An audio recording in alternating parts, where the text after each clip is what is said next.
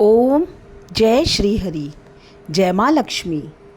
ज्येष्ठ मास के कृष्ण पक्ष की एकादशी को अपरा अथवा अचला एकादशी कहा जाता है।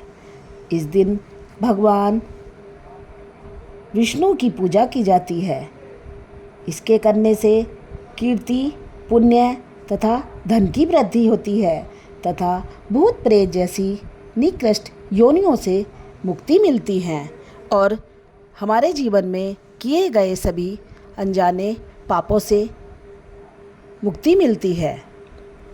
एकादशी के दिन भगवान विष्णु के निमित्त व्रत रखा जाता है और साधक को निराहार रहकर उपवास करना चाहिए। इस दिन अपने घर साधक को चावल का प्रयोग नहीं करना चाहिए और व्रतधारी को अन्न का भी उपयोग नहीं करना चाहिए।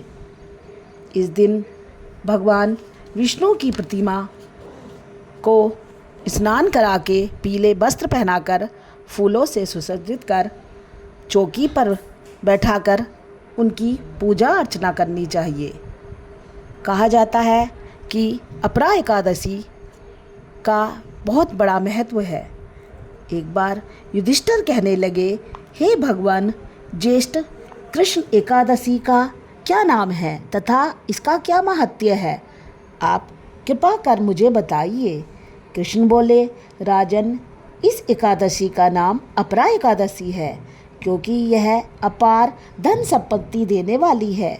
जो मनुष्य इस व्रत को करते हैं वे संसार प्रसिद्ध हो जाते हैं। अपरा एकादशी के व्रत के प्रभाव से ब्रह्म हत्या, भूत योनि, दूसरे की निंदा आदि सब पाप नष्ट हो जाते हैं। इस व्रत के करने से झूठी गवाही देना, झूठ बोलना, कम बोलना, झूठे शास्त्र रचना, ज्योतिष विद्या से ठगना, नकली वैद्य बनना आदि सभी पाप नष्ट हो जाते हैं।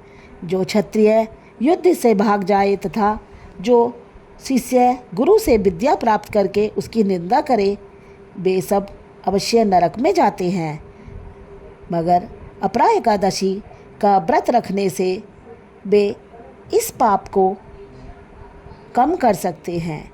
जो पुण्य फल तीर्थ पुष्कर में कार्तिक पूर्णिमा को स्नान करने से या गंगा तट पर पितरों को पिंड दान करने से प्राप्त होता है, वही अपरा एकादशी का व्रत करने से प्राप्त होता है।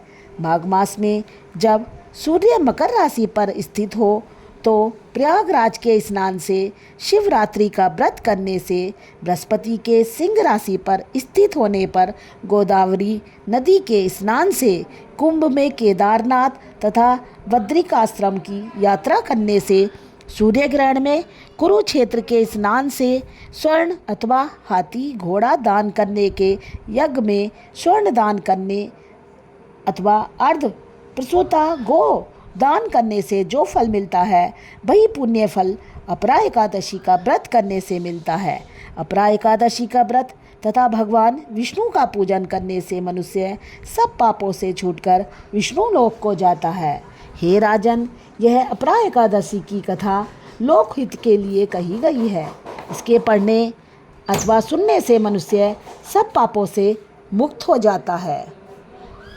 पौराणिक कथा के अनुसार प्राचीन समय में महिध्वज नामक एक धर्मात्मा राजा था। उसका एक छोटा भाई था। वह अधिक क्रूर और अधर्मी था। छोटा भाई महिध्वज को मारना चाहता था।